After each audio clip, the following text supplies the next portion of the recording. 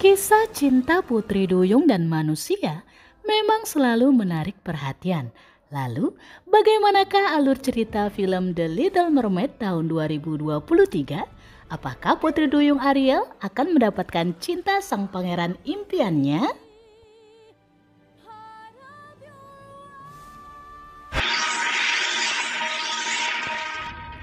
Hai kawan, Assalamualaikum. Jangan lupa klik tombol subscribe dan tekan tombol notifikasinya ya.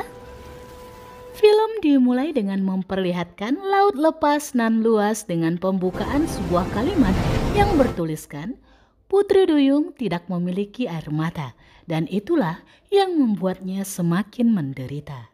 Scene lalu berpindah memperlihatkan awak sebuah kapal sedang berupaya menombak bayangan ekor yang terlihat di bawah air. Seorang pria yang merupakan seorang pangeran bernama Eric berupaya menghalangi tindakan tersebut. Mereka lalu membahas tentang bulan purnama malam ini dan legenda Raja Laut yang mengumpulkan para putri duyung untuk menjebak dan menangkap manusia. Namun, Pangeran Eric tidak percaya. Pangeran Eric adalah tipe pria yang berjiwa petualang dan pemberani. Ia juga penuh dengan rasa ingin tahu, sehingga penasehat kerajaan atau pengawal terdekatnya bernama Grimsby harus gencar menasehatinya. Saat itu, Grimsby yang sedang menasehati terguncang ombak sehingga teropong yang ia pegang terjatuh ke dasar laut. Di dasar laut, Raja Laut bernama Triton sedang mengumpulkan Putri Duyung yang merupakan putrinya yang tersebar di 7 lautan, yaitu Tamika, Perla, Caspia, Indira, Mala, dan Karina. Namun, Raja Laut tak melihat Putri Duyung yang seekor lagi yang bernama Ariel. Ia pun menyuruh seekor kepiting bernama Bastian untuk mencari keberadaan Ariel. Di sisi laut yang lain, Ariel tampak menemukan teleskop yang terjatuh. Ia mengambilnya lalu mengajak seekor ikan bernama Flounder menuju sebuah kapal karam di dasar lautan yang lebih dalam. Ariel tampak senang dengan hal-hal berbau manusia. Ia bahkan mengambil sebuah garpu dan menyimpannya untuk nanti ia tanyakan kepada seekor burung bernama Scuttle. Dalam penjelajahannya, Ariel dikunjungi seekor hiu yang ingin menerkam mereka. Ariel dan Flounder berenang menyelamatkan diri keluar dari kapal karam dan naik ke permukaan laut yang lebih tinggi. Di sana ia bertemu dengan Scuttle. Scuttle yang ditanya tentang garpu justru sesungguhnya tidak tahu menau. Tapi Scuttle dengan pede menjawab bahwa itu untuk merapikan rambut manusia, sehingga Ariel pun menggunakannya demikian. Sebastian datang dan mengingatkan pertemuan Putri Duyung di Istana Triton. Ariel bergegas berenang ke istana karena takut ayahnya akan marah. Sementara itu di dasar lautan yang gelap, seekor gurita wanita bernama Ursula yang merupakan saudara dari Raja Triton yang diasingkan karena merupakan penyihir yang jahat, tampak mengawasi gerak-gerik Ariel yang ia yakini terobsesi dengan manusia. Ursula mendapatkan sebuah ide jahat ketika mengetahui hal itu.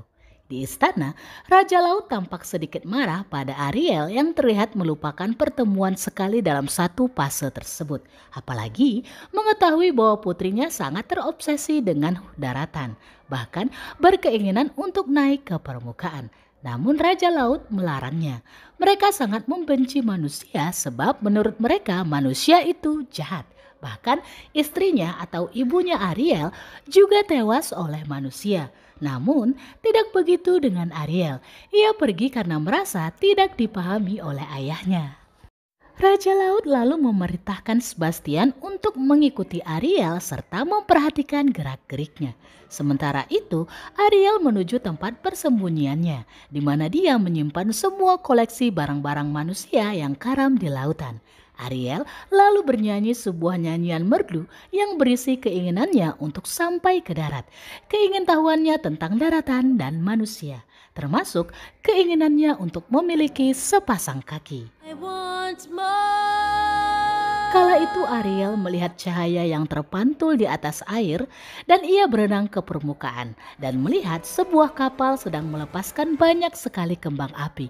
Itu adalah kapal Pangeran Eric yang sedang bergembira merayakan ulang tahun Eric. Ariel terus memperhatikan dari lubang celah kapal. Eric terlihat ditarik menjauh dari pesta kru oleh Grimsby. Grimsby mengingatkan bahwa Eric harus menyudahi segala petualangan dan bersiap menjadi pangeran, meskipun ternyata dikisahkan Eric bukanlah anak kandung dari raja dan ratu, melainkan anak yang mereka temukan 21 tahun yang lalu dan sudah dianggap sebagai anak sendiri oleh raja dan ratu. Dalam perbincangan tersebut, tiba-tiba mereka dihadapkan oleh sebuah badai hebat, sehingga Eric dan seluruh awak kapal bersiap menghadapi terjangan ombak. Tapi sialnya, kapal mereka menabrak gunung karang yang besar sehingga kapal dalam keadaan porak-poranda. Api di mana-mana, Eric bahkan memerintahkan awak kapal untuk melompat ke laut dan menggunakan skoci, sementara dirinya lebih dulu menyelamatkan anjingnya yang bernama Max yang terjebak di api. Ariel memperhatikan hal tersebut dari jauh. Melihat kemuliaan hati Eric, ia diam-diam membantu penyelamatan Max dan bahkan menyelamatkan Eric yang hampir tenggelam di dasar lautan. Ariel membawa tubuh Eric ke tepi pantai dan menyanyikan lagu dengan suara merdunya yang merupakan keajaiban yang ia miliki untuk dapat menyelamatkan nyawa Eric. Sebastian dan Scuttle dari kejauhan melihat hal tersebut. Namun saat Ariel menyadari ada manusia yang mendekat, ia pun segera bersembunyi di belakang batu. Saat itulah Ariel telah berambisi untuk menjadi bagian dari manusia, terutama bagian dari hidup Eric. Ursula yang terus memperhatikan gerak-gerik Ariel akhirnya menyusun rencana dengan memanfaatkan kecintaan dan obsesi Ariel terhadap dunia manusia. Ursula akan menggunakan itu untuk mengambil kekuatan Trisula Triton. Di sisi lain, Sebastian sedang pusing melihat tingkah Ariel yang semakin tak terkontrol. Ia datang ke tempat Ariel menyimpan barang-barang manusia. Sebastian terkejut mendapati Ariel menatap sebuah patung dari kapal milik Eric yang karam. Ia mencoba melarang dan menasehati Ariel akan obsesinya terhadap manusia dengan mengatakan dan menyanyikan lagu yang berisi pernyataan bahwa hal-hal di bawah laut jauh lebih indah dan aman baginya, bahwa lautlah tempat yang tepat untuk Ariel. Sementara itu di daratan, tepatnya di istana, Ratu yang ditemani Grimsby tampak mengkhawatirkan Eric yang terlihat sangat berambisi untuk menemukan wanita yang menyelamatkannya. Eric juga berambisi untuk berlayar kembali demi mewujudkan impiannya melihat dunia dan laut yang belum terjamahi manusia. Namun Ratu melarang dan memintanya untuk mengambil tanggung jawab di kerajaan. Eric tampak kesal, pergi ke tepi pantai sambil menyanyikan lagu yang mengutarakan keyakinannya tentang sosok wanita yang menyelamatkannya dan ia ingin bertemu kembali dengan wanita tersebut. Di lautan, Ariel tampak melamun ketika kakak-kakaknya memanggilnya untuk turut membantu kerja mereka membersihkan terumbu karang yang tertimpa puing-puing bangkai kapal yang karam. Seluruh putri duyung kesal dan mengeluarkan kata-kata yang menyalahkan tingkah laku manusia yang tidak memperdulikan keadaan laut akibat ulah mereka. Namun Ariel terus membantah dan menyatakan bahwa tidak semua manusia demikian, bahkan meskipun sang ayah mencoba menyadarkannya. Ariel yang tiba-tiba pergi meninggalkan ayah dan kakak-kakak duyungnya membuat kakak-kakaknya menduga bahwa sikap Ariel percis seperti sedang jatuh cinta. Tapi mereka salah mengira bahwa itu adalah cinta kepada seekor duyung, padahal itu adalah cinta kepada seorang manusia. Raja Laut lalu memanggil Bastian untuk mencari tahu kebenarannya. Di sanalah Bastian tak sengaja menceritakan apa yang terjadi tentang Ariel yang menyelamatkan seorang manusia dan naik ke darat. Ariel yang pulang sehabis mengumpulkan barang-barang manusia dikejutkan dengan kehadiran ayahnya di tempat persembunyiannya. Ayahnya Triton, sang raja laut, tampak marah kepada Ariel dengan mengingatkan bahwa manusia yang kejam telah membunuh ibunya, bahkan melarang Ariel untuk tidak lagi naik ke darat dan terobsesi dengan manusia. Triton juga menghancurkan seluruh barang-barang manusia yang dikoleksi Ariel. Setelah kepergian ayahnya, Ariel tampak sedih. Ia yakin bahwa meskipun seorang manusia telah membunuh ibunya, tentu tidak boleh menyalahkan seluruh manusia yang lain yang mungkin jauh lebih baik. Di tengah kesedihan dan kehampaannya, Ursula dengan sihir yang diwakili 2 ekor ikan hitam menawarkan bantuan yang menarik perhatian Ariel. Ariel mengikuti 2 ekor ikan hitam tersebut ke dasar lautan terdalam, di mana banyak tanaman yang ingin menyerangnya.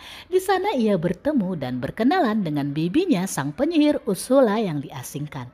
Ursula yang berkedok kasihan pada Ariel menawarkan bantuan agar Ariel dapat meraih mimpinya pergi ke darat dan memiliki sepasang kaki.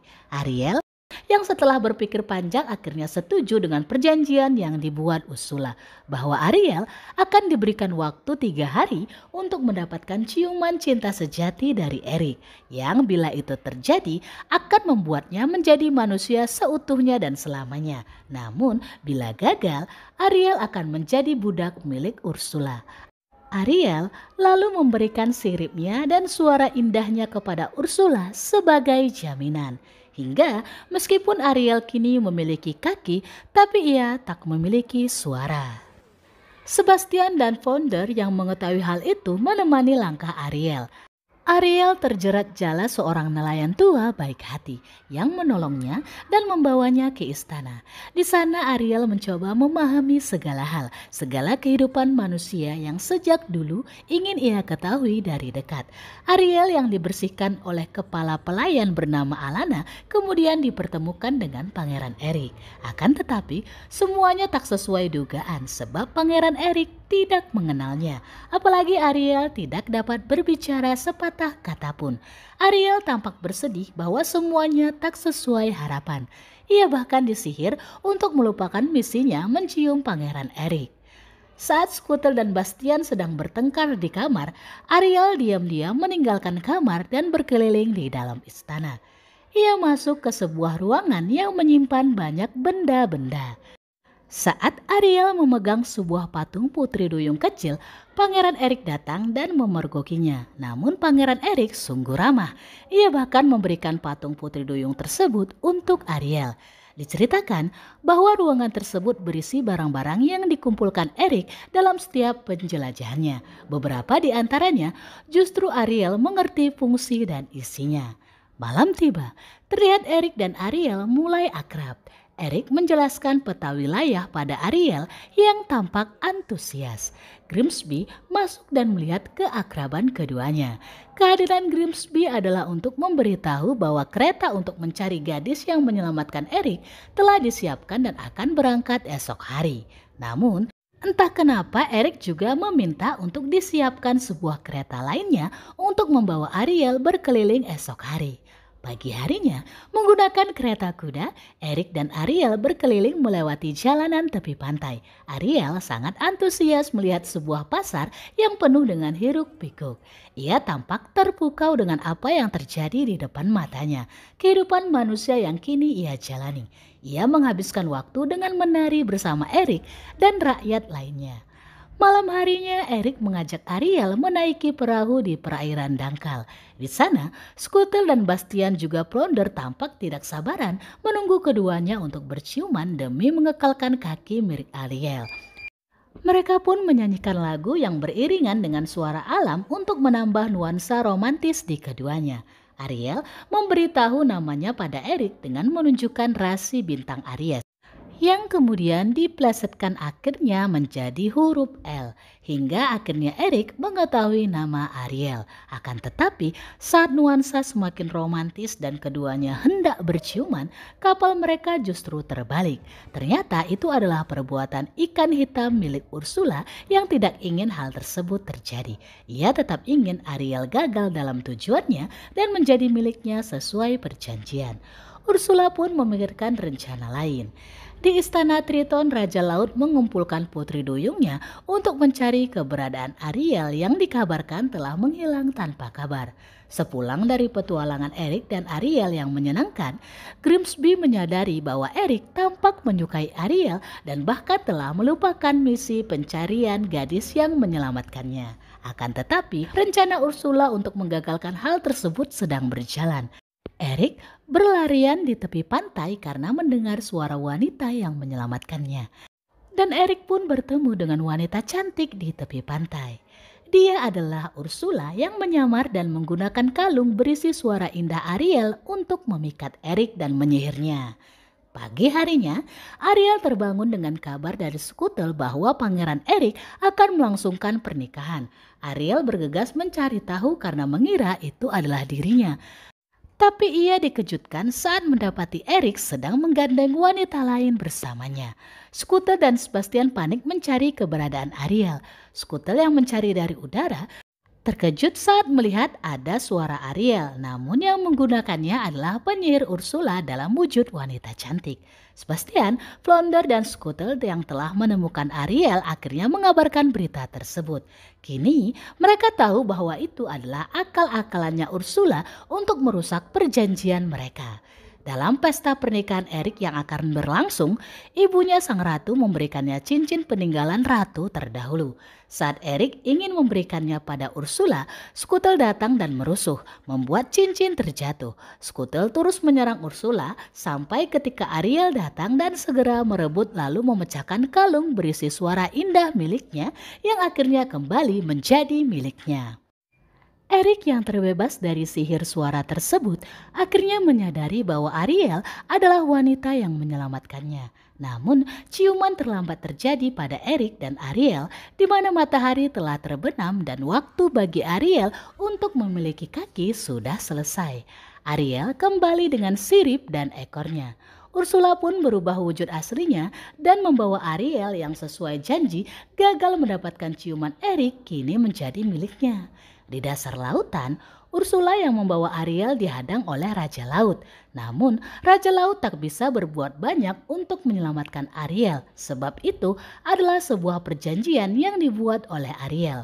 Namun, tak tega melihat Ariel tersakiti, Raja Laut menuruti keinginan Ursula, yaitu hal yang menjadi tujuan utama Ursula, yaitu Trisula milik Triton untuk menguasai lautan.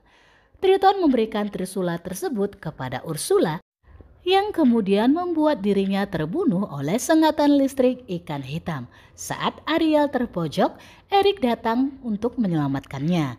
Kehadiran Erik membuat Ursula tanpa sengaja membunuh ikan-ikan kesayangannya.